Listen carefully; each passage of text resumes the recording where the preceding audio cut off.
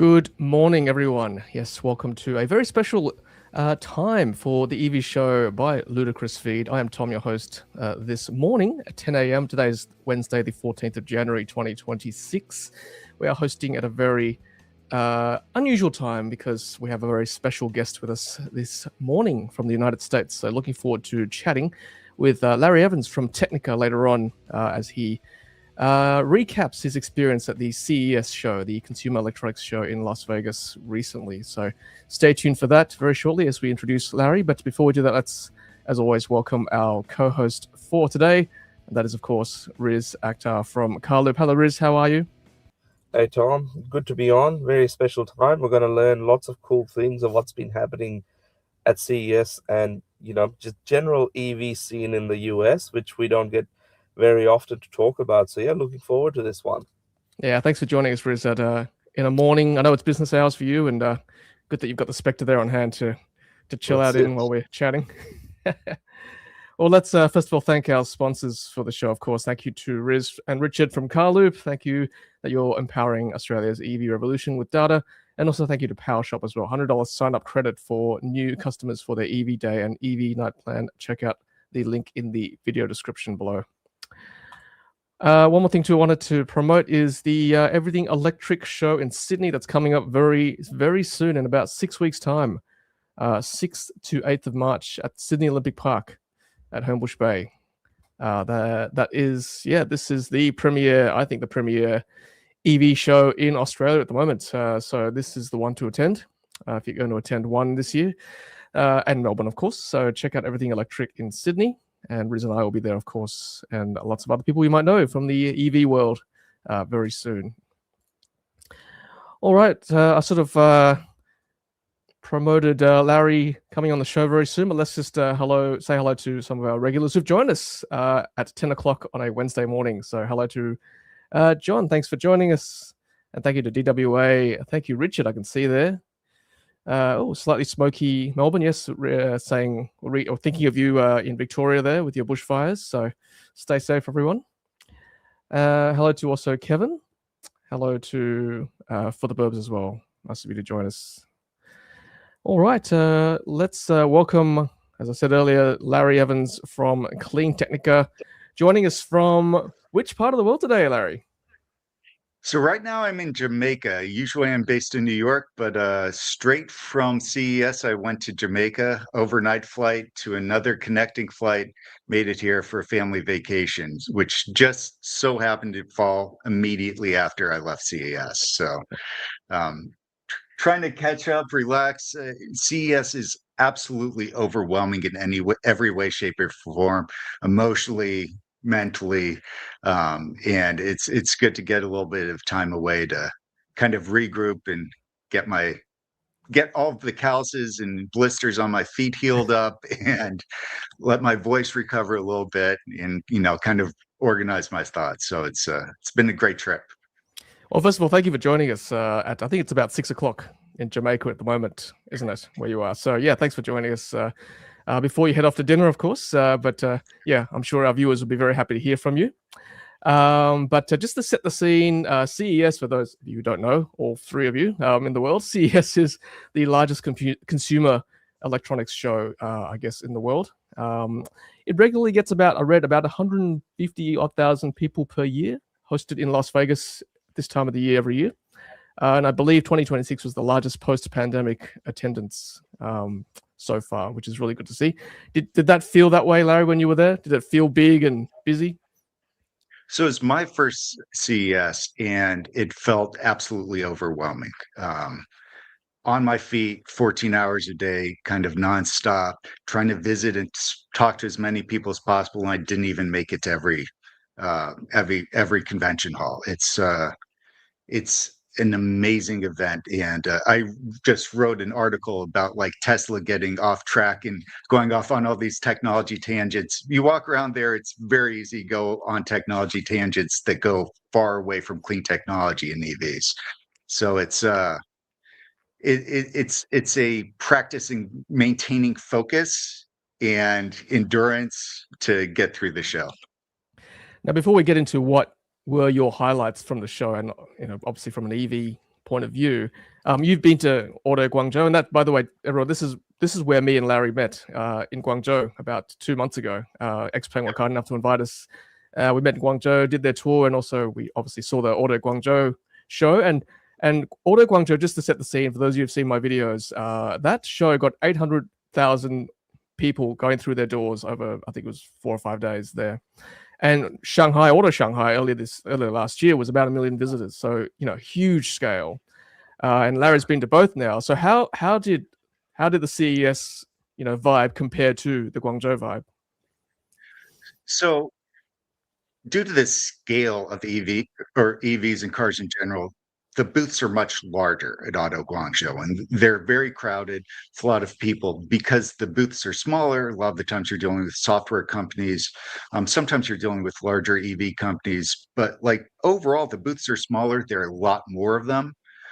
There are also a lot of technology vendors, manufacturers who would be, manufacturing this part or this component or the other. So it's a lot more vendors, people to talk to, a lot more different areas you can go off into than Auto Guangzhou. But it's I would say physically not necessarily larger, just more packed full of technology. Okay, and I also read this year that the focus was less on EVs, more on obviously tech. I mean, what EV brands were present at CES this year? So I would say that, overall, the EVs that I saw the most were actually Chinese vehicles, even though they don't sell Chinese vehicles in the US. There were booths from Sony Afeela, which is a new brand, very much in the screen and entertainment section of the show, which makes sense because that was their focus, selling more the entertainment aspect of the car than the car aspect of the car. Hyundai had a big booth, but a lot of that focused more on their robot than it did on their cars. But other than that, we saw Geely, we saw Great Wall, a number of technology providers who develop technologies for electric vehicles had Neos. We saw BYD, Caresoft had a YE7. Overall, I would say that Ford, GM, the big US players have kind of scaled back their EV plans at the moment. So we didn't see too much from them. Tesla rarely comes to these shows, so we didn't see anything from Tesla. Other than a few people using their vehicles to display other technologies. So it was an interesting mix. You get the definite perspective there that technology is global. You can't put lines on a map around it and think you're going to contain it. And the more you get into all the bits and pieces that go together to make an EV, to make a self-driving technology, the more you realize that this is not something that makes any sense to try and contain within one geography, even though our politicians will try. That's so true, Larry. The internet's really opened the doors for all of us. We live so far away in Australia, but being able to see on various platforms what the world is about and the tech that we see worldwide, it's really, really good. What an age we live in. I mean, I'm curious, Larry, what obviously, CES is designed for the American consumer being in Vegas. Did you manage to, harness some of the feedback from the audience that were there? Like, what did they think of the Chinese brands or Chinese EVs that they saw on the floor? So CES is actually industry only. So you can't get just run-of-the-mill consumers there. So you have to be somehow involved in the technology industry. Clearly, with 150,000 people there, it's a fairly loose definition of industry only, just because it's so many people. But within this audience who's very tuned in and very aware of what it takes to develop technology, many of them are trying to develop this technology. A lot of them were far more accepting than what you might expect at a consumer show.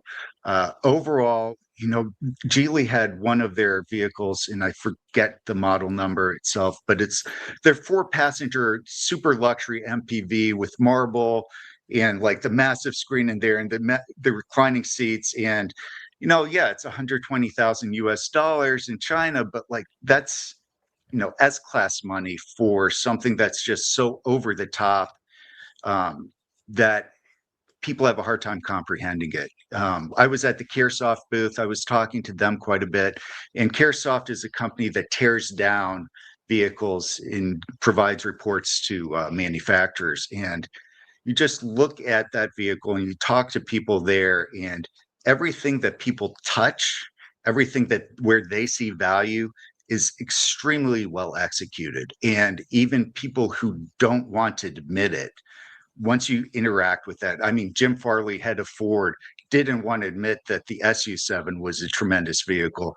Once you get in there, you interact with that, you see how tight the seams are, you knock around on it with your knuckles. It's impossible to get around that. A lot of people were at the Geely booth. I think Geely booth has two paths in to the market, potentially as a technology provider. They showcased a lot of their technology, but people were overall very receptive of that vehicle.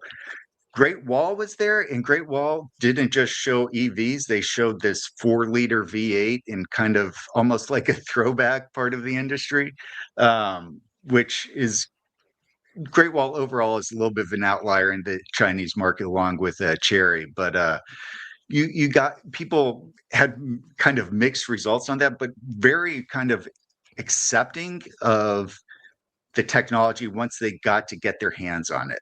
It's not what a lot of people thought a Chinese car would look like.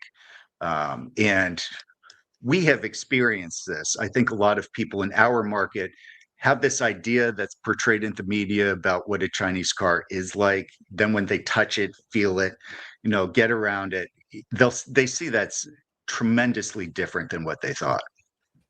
Yeah, so true. Seeing is believing. And before traveling to China a couple of years ago, I was the same. I didn't believe a Chinese car could be that good, but I'm totally sold. They are just leaders in their field for EVs, that's for sure. Is there any hope for the American brands like GM? Anything that you have can hang on to in terms of what they can bring to market? So I would say that there's always hope, and I think it's how you approach the subject. If we make it an us versus them battle, I think that Detroit's already lost. We are not going to go against them and win. If we make it an us with them, taking on the entire ecosystem that's being built up around all these different technologies, there are a lot of potential paths to success and a lot of winning together type of situations that come up. People still love their Detroit brands. They love, their US brands. I'm sure even in Australia, people still have that Ford versus Holden kind of deep passion way down, even though, the product might not be exactly where they want it to be right now. So I think that there's still potential. And if you walk around, you see people developing motors, developing batteries, developing Donut was there with their new solid state battery, making a lot of news there. They're developing skateboard chassis. One of their partners was in there. You saw Caterham, which is kind of an old school driver's brand, with these track toys. They had an immersion cooled battery, which was really cool.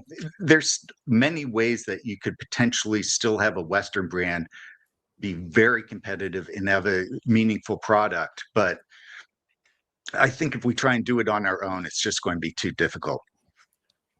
Yeah, I'm just putting up on the screen there the donut bike that we heard about just prior to CES, and I'm sure they were there as well. Yeah, I don't like the word adversarial. You're right, Larry. I think collaboration is much better to progress tech. So hopefully we'll see that.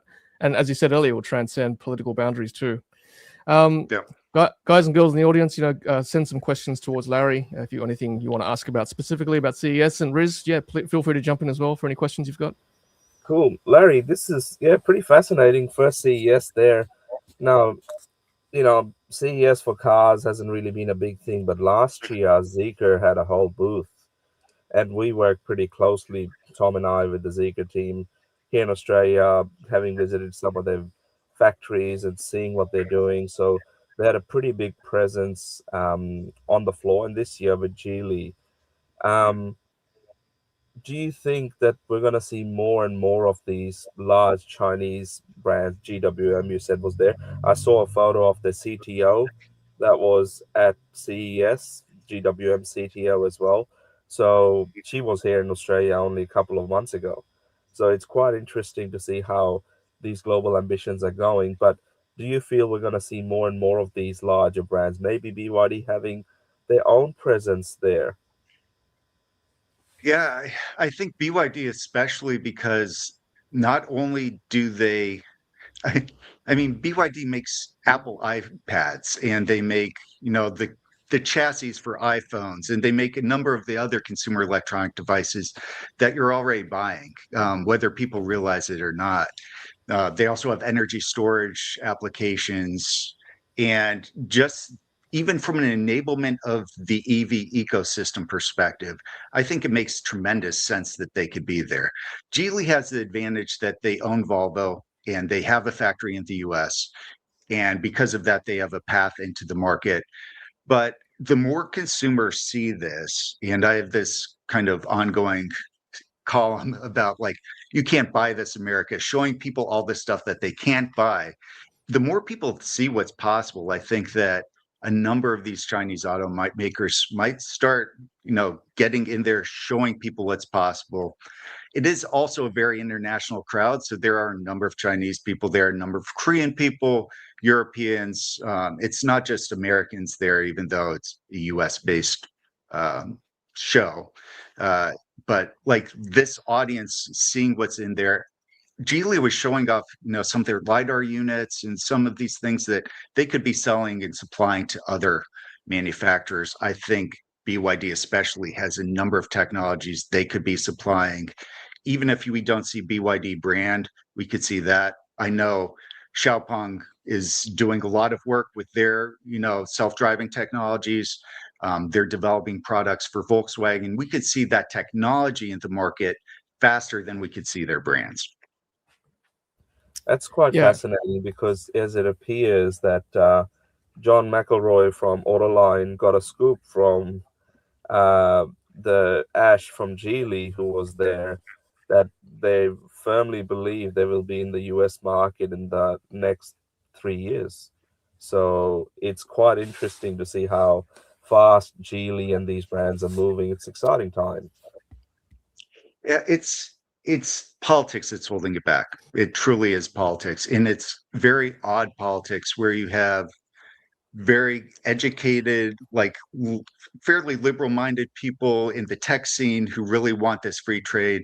You have, just kind of business people who want the free trade, consumers who want it, and then you have a mix of people on the left and the right who, like legacy industries, legacy automakers, the unions of legacy automakers that combine to, kind of put in these protectionist measures. I went to one of the CTA is a strong supporter of trade because without that global ecosystem, a lot of clean technology, consumer technology, period. CTA is the Consumer Technology Association, I believe. They're the organization who puts on the show. So they're a firm believer in this global collaboration because if you look at any technology product, it's going to have a Samsung chip from the US, out of a Korean firm, Chinese, no battery, a number of different parts that are all coming together to make that product viable. And it's actually really hurting our small businesses in a number of ways because we aren't able to compete because we don't have access to the global infrastructure, ecosystem and infrastructure. Yeah, I think, Riz, your point about 3 years, Zeekr want to get into America. I mean, that sort of coincides with the potentially the next administration coming in. If it all goes well, obviously, we don't know what's going to happen in 3 years. Comment from Richard here. That donut solid-state battery sounds like a Nikola level scam. I heard this week as well. I was very surprised that a solid-state production vehicle has been brought to, well, is potentially coming to market so quickly. But do you hear anything about this, Larry? So they're saying 400 watt hours per kilogram, which is just amazing. Yeah. And they're touting how great this is. I asked, like, is it truly solid state, not just like semi-solid? They're like, no, it's solid state. And then I started asking them about technical details, and they're like, yeah, we can't share any of that. Yeah. And you know, on a certain level, I'm in that same boat. Is this real? Because we've been hearing solid states around the corner. It's around the corner. It's going to be any day now. And we've seen some small scale applications, but they sounded very convincing that this was happening. I just want to know the details. I think that, you know, for our group, we want to know what it actually is and how it's actually working. And, you know, until I see that those details, there's always going to be that level of skepticism. That said, it is a motorcycle. This isn't a car yet. You know, there were some cars on the Donut Lab. There was a kind of a skateboard style chassis on the Donut Labs uh, stand in another vehicle that they were also showing. Could it show up in cars? What's the price point on that?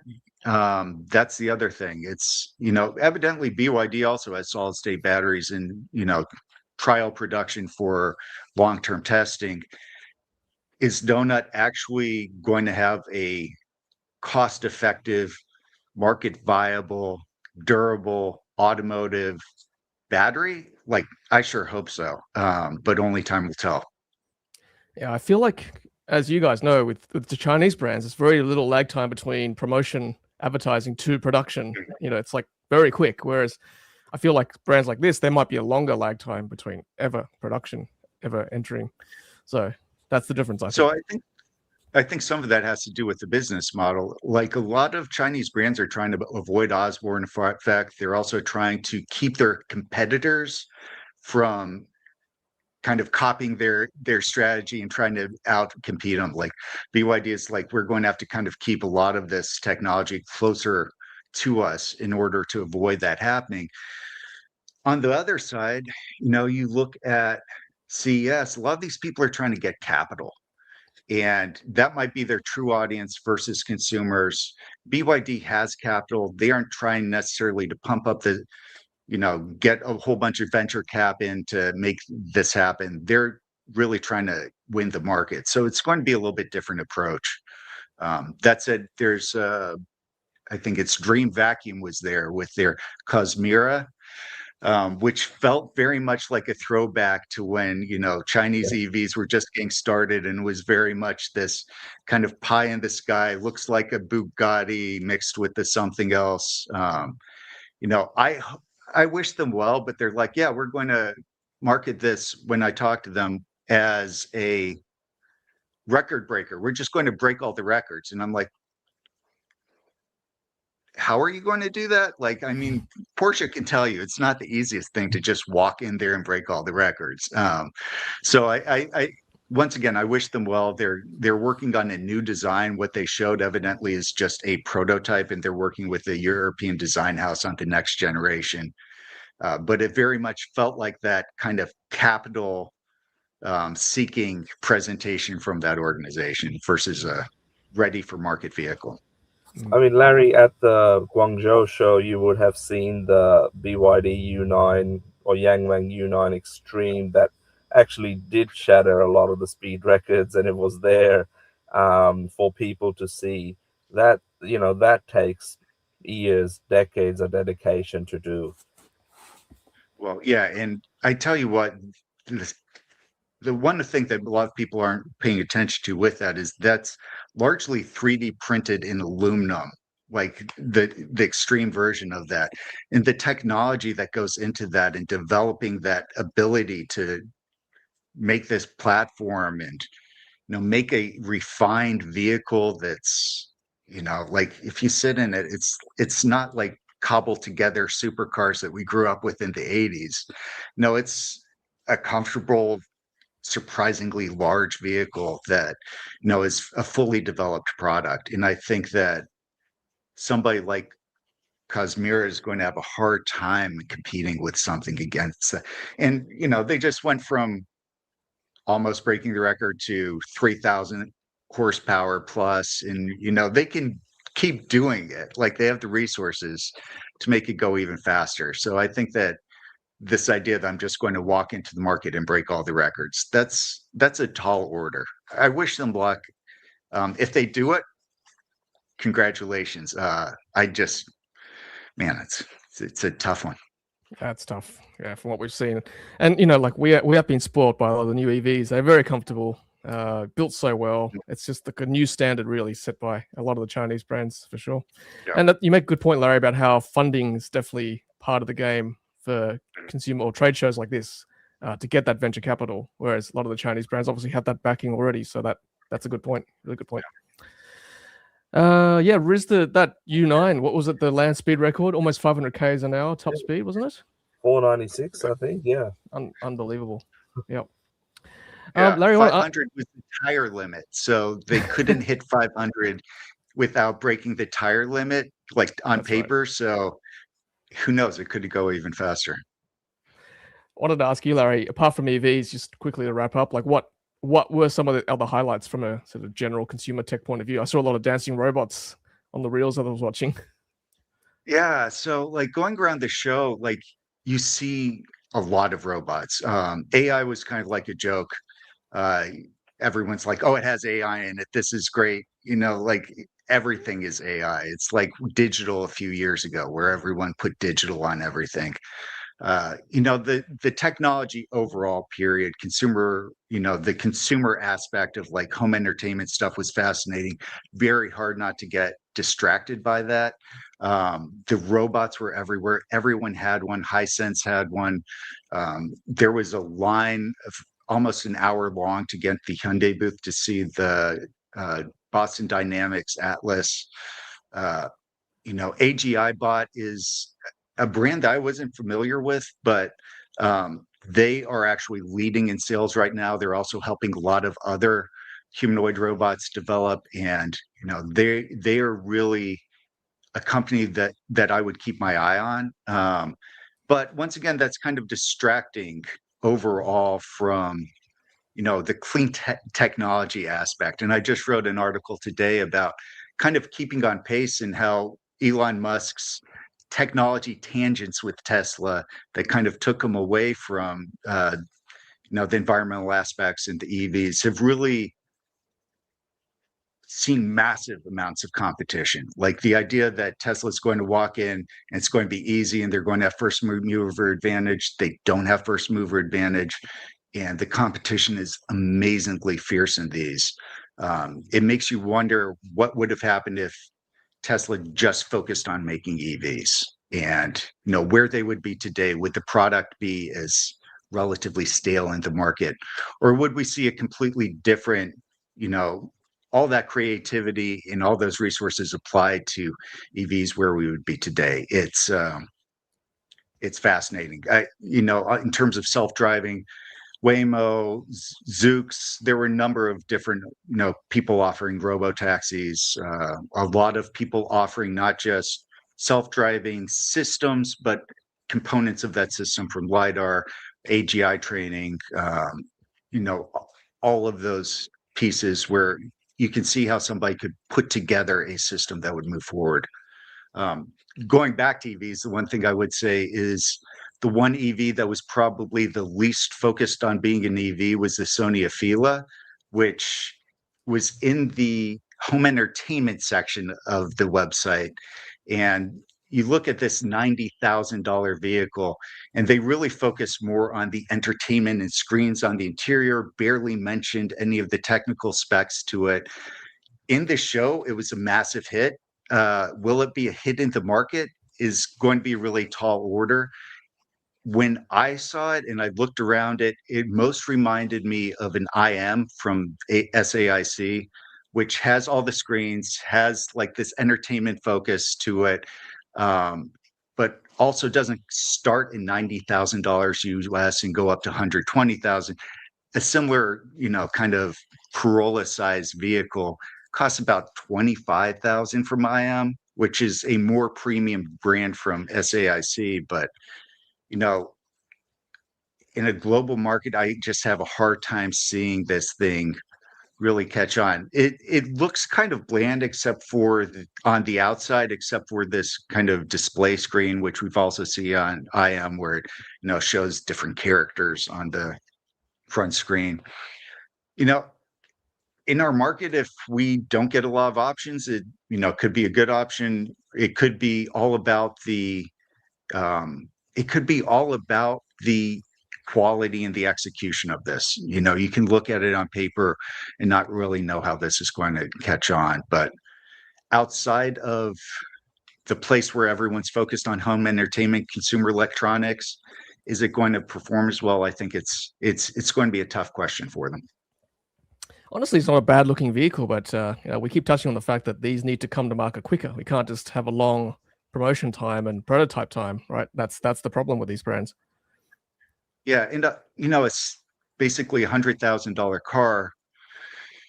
No, it's Yangwang U7 territory, right? And a U7 is a 1,300 horsepower, monster with electromagnetic suspension and the screens and, super premium materials. And this looks good in a conservative, design sort of way, but is it up to that level? No, of course not. Is it good that we're going to have access in the US? Sure, but I just think that they're going to have a hard time breaking through. Yep. We just feel like the Japanese are just a step behind or two. We've got the Leaf coming out of Nissan this year, obviously, and the Mazda's got a collaboration with Deepal and Chang'an, but it needs to step up. I think Toyota, particularly, needs to step up their game to compete. They had some very interesting, the Japanese brands, some very interesting EVs in collaboration in Guangzhou. And I think that if we can get more access to the Japanese brands, those markets, it could be a way for them to enter markets like the US. Mazda had some interesting vehicles in Guangzhou that were, from their partners. I think it could be a way for us to get access to that technology ecosystem. It's just, whether or not that's allowed to happen. I can't see the States allowing Chinese cars too soon, but your neighbors, Mexico, Canada, I'm hearing Canada later this year might see some more Chinese goods. We might be closer to shore than you think. Yeah, and the other thing that keeps coming through my mind is how much the Chinese market is maturing, right? So, in the US, we still, other than Tesla, we have basically no net profitable EV maker. GM is losing money, Ford is losing money. They both massively scaled back, took massive write-offs on that. China's basically making it legal to lose money on car sales. You have to have all of the gross margin covered, plus marketing, plus finance, plus what, there was one other, marketing, finance, management fees. So all the operating expenses except R&D, have to be covered by the price of the vehicle that you sell it at. That's going to make a very mature market very quickly. You're going to see a lot of the kind of uncompetitive brands drop out. And by the time, in 3 years, we're going to be looking at a very, very mature market that people only can compete in terms of investment on the R&D side, which is also going to push it forward. It's not going to be sales promotion that drives cars. It's going to be R&D focus. You aren't going to be able to cut costs by taking a loss. You're going to have to cut costs by engineering the costs out of it. And I think that is going to be a tremendous game changer for their market, even though they're already ahead. And that it's going to be mature, it's going to be cost effective, and nobody's going to be able to say that they are dumping product on the market unless they're selling for massively below Chinese prices, which clearly none of them are, especially in Australia. Nobody's going to be able to make that claim and have it be accurate moving forward. So they're going to be in a very solid position, whereas we're going to be a few steps behind because we did that scale back based off of the politics that are happening right now. And Riz, we are basically a great example of what can happen if you allow a lot of brands into the country. We have pretty much everything that any market could ask for outside of China. Riz, we will probably see some consolidation, I think, in the next year or two. Yeah, it's likely to happen. I mean, we've got another 5 or 6 brands yet to come. Chang'an with Avatar and Neo with their Firefly and potentially Onvo, Dongfeng. That it's just we're getting so much, and yeah, there will be a level of consolidation, and we're going to see growth from brands like Xpeng, BYD, of course, had over 50,000 sales in 2025. Nearly half of them were electric. Their pickup truck is going gangbusters at the moment. The Shark, and they've got a couple, but just the level of products in the pipeline are amazing. And one of the things we're seeing, Larry, in Australia now is, for example, a car will get launched in China, like Leapmotor B10 was launched in March from memory, and they were already showcasing it for people to be able to pre-order by like September, October in Australia. Yeah. So that timeline is shrinking really rapidly now. Yeah, I wrote an article about BYD recently, and that they are taking on a cell phone product update schedule. And that if you look like at the Chinel, they had 80 kilometers, 120 kilometers at the beginning of the year, and no self-driving. Then in February, they added self-driving. And then in October, they bumped that up to 128 for the 2026 model in terms of range. And then just last week, they bumped that up to 210. And it's like multiple updates a year. You aren't even waiting for a full year for an update, much less, some of the legacy automakers where you might wait multiple years. It's happening multiple times a year. And right now, the export markets have been a little bit isolated from that. You look at Europe, they're still on the Song Plus on the Gen 4 DMI platform. And they're on Gen 5 now, and the Song Plus is actually being discontinued in China to move over to the C-Line 06. So you already see some of that happening, and then that's getting into other markets where they're starting to see that cell phone speed accelerate. And then the other brands are also stepping up their update schedule, like we saw with cell phones. And that's going to just constantly be accelerating, I think, for the next few years. I think that consumers might have a little bit of an adjustment going through that. When the intelligent driving came out for BYD, there was massive backlash. They were getting complaints left and right. I just bought this car. Now it has all these features and they aren't charging more for it. There's going to be an adjustment period. People had to make that adjustment with cell phones, knowing that, I just need to buy it now. It's not going obsolete tomorrow. It's going to keep working. And with these EVs, they will keep working. But there's going to have to be some adjustment, because you're just going to say, hey, I'm going to buy the car now. I know it's going to get changed, and that'll be good. The one thing that's a positive on that is we're also starting to see real OTA updates that actually are game changers for the vehicle performance. You saw with BYD's DMI system a 10% improvement in fuel efficiency from an over-the-air update. You're seeing range extensions of 10% approximately from an over-the-air update based on AI data analysis of all the optimizations of the system. So people are actually getting better cars a year in than they originally started with, but there's still even better cars being launched at the same time, which that dynamic it's going to be something for people to get used to. And the software from OTAs obviously also improve the overall UX and driver experience, not just improve efficiency, obviously, having to find small things like where the air conditioning is and, how to get to Apple CarPlay, that improves the quality of life. And that is, the little things like that help differentiate good cars from really good cars. So it is exciting. Yeah, that's a great point. And like their self-driving systems, especially because a lot of these are relatively new systems, they don't have years and years of data being fed into them the way some of the older systems do. So they're improving at a very rapid pace.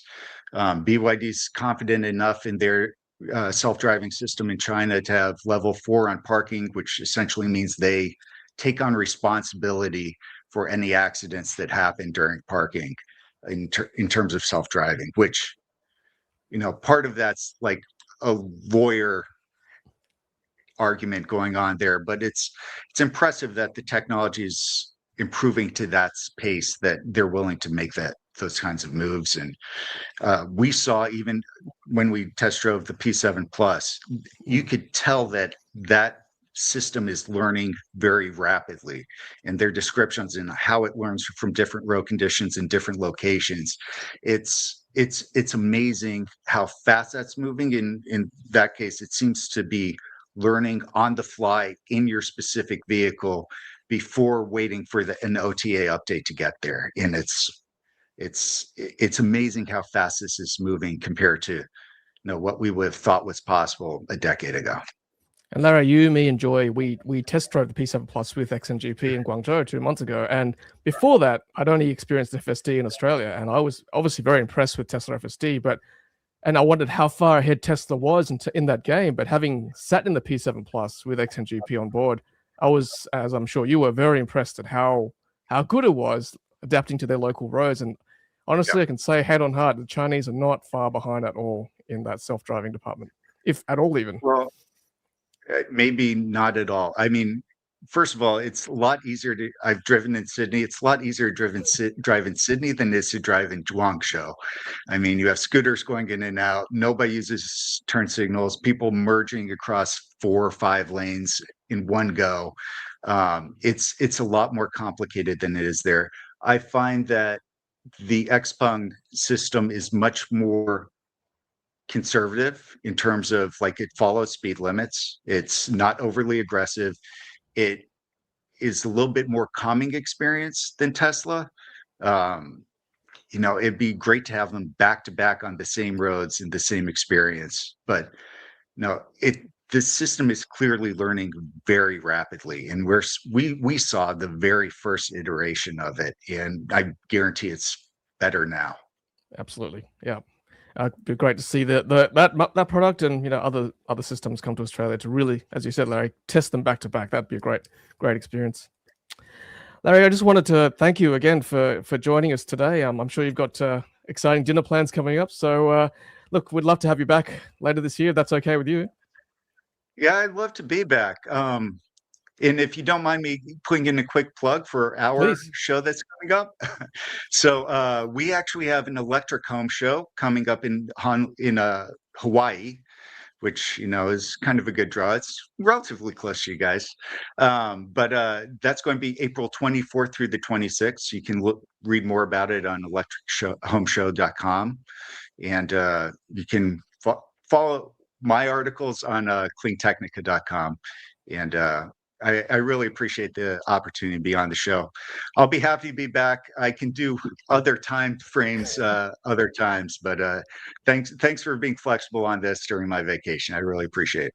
No, thank you for joining us during your vacation. And look, we'll leave a link to Larry's CleanTechnica page on the Ludicrous Feed video description, so check that out. But Larry, Riz and I will keep talking for a bit, but thank you again once again for joining us, and stay safe on your vacation and have fun. Thanks, Tom. Thanks, Riz. Thanks. See you around. Wow, Riz, that was awesome, wasn't it? Having Larry chat to us about CES. Oh, so insightful. I guess the fact that he's just been there, it's really fresh. It's the biggest tech show in the US anyway. I'm sure there's probably other stuff happening, but yeah, so exciting to see all these brands that, you and I and our viewers and listeners get the chance to test drive here in Australia, and also those that have visited China, that they're all really making strides to get into the North American market. So collaboration is the only way to go. Yeah, absolutely. But it would be great to have Larry back and chat to us, I guess, giving us an American perspective as well on the EV world. Riz, I just wanted to quickly chat a few more things, sort of more local issues. So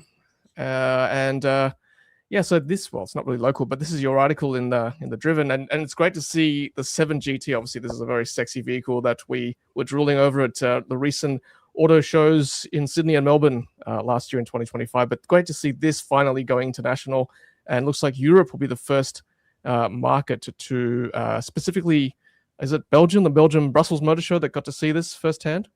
Yeah, it was unveiled at the Brussels Auto Show. It's interesting when the year's only started, and there's Brussels is on, there's CES.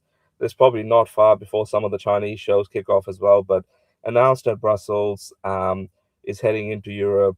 Very, very interesting to see that how quickly Zeekr is moving with this product.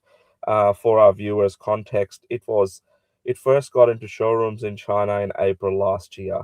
So within a year, it's already heading to Europe, and I know there's been indication that it could come into Australia along with Zeekr 9X, which is, a very, very large, luxurious vehicle that they're also looking at. So awesome to see it's heading over there, and I guess we might hear more later this year what the right-hand drive market plans are, including ours here in Australia. Yeah, this car is the real deal, this 7GT with the golden LFP battery. Obviously, you can charge very quickly. We've seen a few tests in Australia for the 7X. That can definitely charge almost 400 kilowatts. We don't have anything faster than a 400 kilowatt charger, but yeah, this is a phenomenal vehicle. So hopefully we'll see this launch in Australia, if not this year.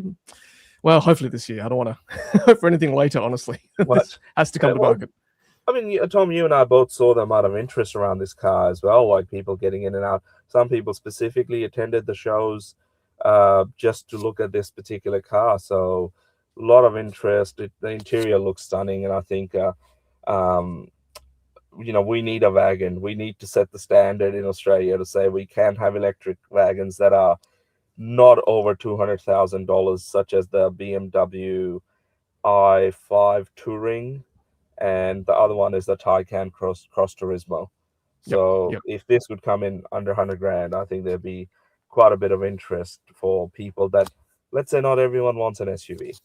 No, I mean, the Roland spec might come in under 100 grand. And by the way, Roland sends his apologies. He's obviously got to work today. But I honestly feel this car will be closer to the 7X pricing. I'm hoping it's got to be close to 60K, honestly. Fingers crossed. I feel like we need purple hats with MWGA, make wagons great again. I'm happy to wear that hat. What do you reckon? Look, I'm on board. So, Zeekr, if you're listening, we've got a marketing campaign already lined up for this car for you. Absolutely. Happy to test that for you guys.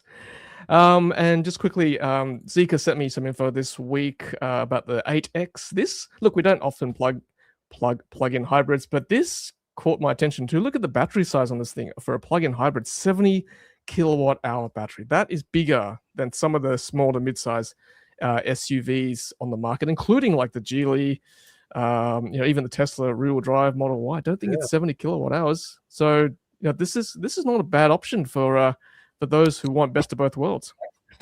I think the key is that people that are looking at equivalent, petrol vehicles, petrol or diesel cars, usually cars like this large are generally diesel.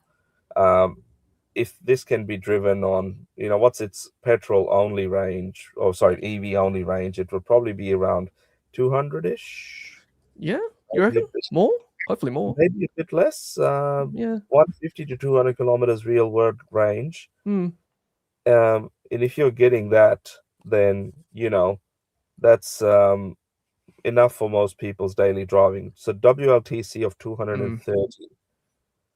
Yep. So, yeah, I guess if that, individual was going to go and buy a diesel BMW or something like that, or diesel Audi, and this is an option, and they go for this, I think it's, better from the point of view that, they take the risk for having a petrol engine on board in terms of servicing, but it's still cheaper to run and cleaner to run for daily driving than any of those diesel models. So yeah, fingers crossed. Apparently this is also being considered for international markets. Okay. Yeah, I mean, look, I think obviously they want to push hybrids into Australia. It's understandable until our charging network comes up to speed. But I mean, 70 kilowatt hours is a decent sized battery. Almost, I don't know, a range extender kind of option, right? Spend most of the time on the battery before you use petrol. And just finally, before we wrap up the show today, Tesla, of course. Is this a world first? Our market being the first to take up a 5-year unlimited kilometer warranty? According to Tesla's press release, it is. So And I think a lot of people in the US and the UK are saying, when is the local Tesla team going to introduce this? But it's a good thing. I think part of it is driven by competition.